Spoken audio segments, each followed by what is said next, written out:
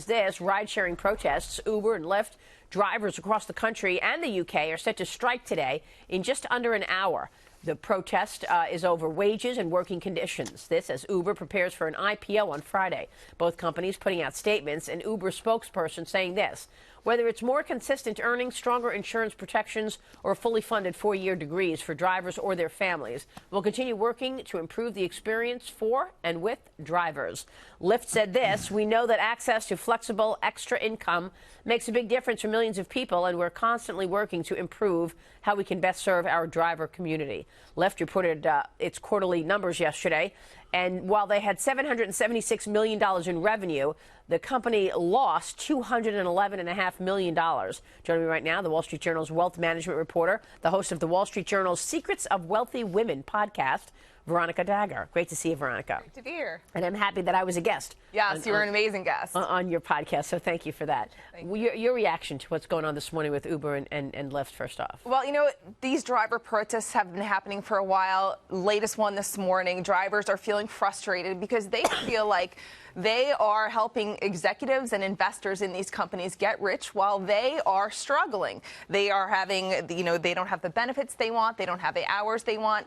They don't have the pay they want. And so there's this class tension going on, first of all. But I think as an investor in Uber and in Lyft, these are bigger issues for these companies, right? Because you need the drivers. They're a key part of the business model.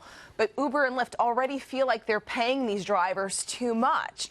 There's not an endless supply of drivers, so you can only cut their wages so much without them pushing back and saying, I quit. Yeah. There's tons of retention issues in these service businesses. What's the turnover among, do we know? It's Uber very high compared to your 50%, 100%. What? I don't have the exact figure at the moment, but it's compared to, say, the restaurant service business. Uber drivers, Lyft drivers, very high, hard to keep these employees. People say, this sounds like a great side gig or even a full-time gig, and then they realize they're not getting paid what they expected to get paid. And so these issues aren't going to go away for these companies. They haven't really figured out a way how to keep these drivers happy.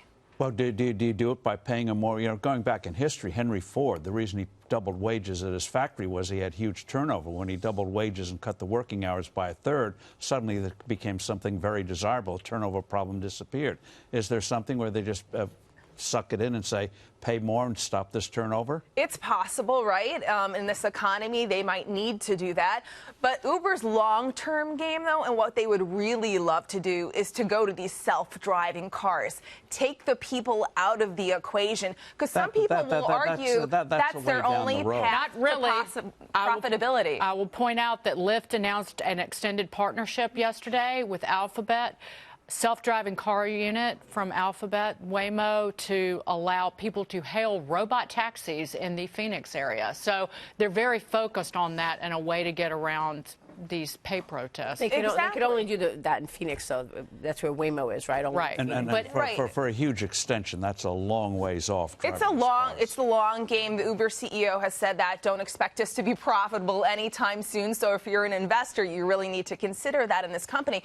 But in terms of getting around some of these regulatory issues, which are really going to weigh on the company, already weighing on the company, going driverless may be their best play to profitability. I mean, that's probably a long time down the road. When you talk about hours, though, Uber drivers get to set their own hours. That's one of the appeals of being an Uber driver. They don't have to get permission from their boss to say, I'm going to take off from my kid's school. Exactly. That is a huge benefit, and that's why some people do it. They do it as a side business, or they can set their own schedule, have their own business. And some of those drivers have done a really smart and good job with that. For example, drivers who've been at it for a long time are actually getting shares in this IPO, getting a piece of it. But you know what? That's a very small amount of drivers who actually qualify for that. All right, we'll be watching. This is going to be an interesting week to go public for Uber. After these huge sell-off that we've seen in stock prices, we'll see what happens on Friday, whether or not they pull the deal for now, because the markets are certainly not cooperating. Veronica, good to see you. Thanks so much. Congrats on that fantastic podcast that you have. Secrets of Wealthy Women. Veronica Dagher from the Wall Street Journal.